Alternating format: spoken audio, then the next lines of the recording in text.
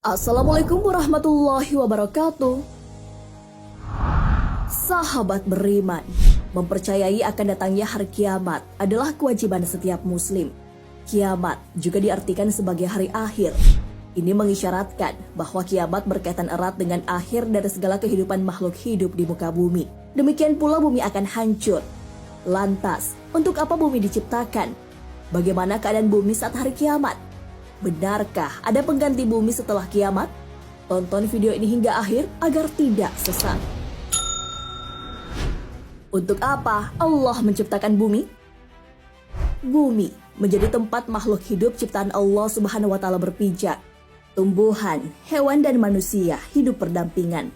Kemudian, di antara makhluk yang hidup di bumi mempunyai keterkaitan dan hidup saling ketergantungan. Adapun proses penciptaan bumi dijelaskan di dalam Al-Quran. Allah Subhanahu wa Ta'ala berfirman, Allah yang telah menciptakan langit dan bumi dan segala yang ada di antara keduanya dalam waktu 6 hari. Kemudian dia bersemayam di atas arsy. Kamu semua tidak memiliki seorang penolong dan pemberi syafaat pun selain dia. Lalu, apakah kamu tidak memperhatikannya? Quran Surah As-Sajdah ayat 4. Allah Subhanahu wa Ta'ala tidak hanya menciptakan bumi. Dengan kuasanya, Allah menutup malam kepada siang. Apa yang ada di bumi diciptakan untuk dikelola manusia. Semua itu untuk memenuhi kebutuhan hidup manusia. Allah Subhanahu wa Ta'ala berfirman, Dialah yang menciptakan segala yang ada di bumi untukmu. Quran Surah Al-Baqarah ayat 29.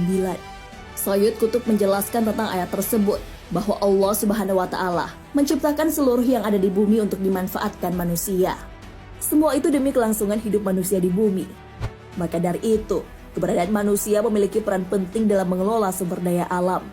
Manusia sebagai pihak yang berwenang mengurus bumi, ini dijelaskan dalam Al-Quran.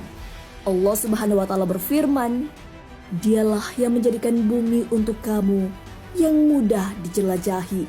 Maka jelajahilah di segala penjurunya, dan makanlah sebagian dari rezekinya, dan hanya kepadanya lah kami dibangkitkan.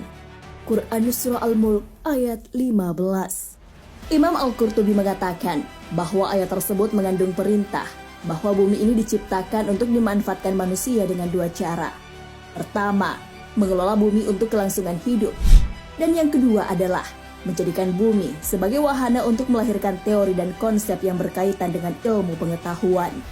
Allah Subhanahu wa Ta'ala berfirman, Dan tiadalah kami mengutus kamu, melainkan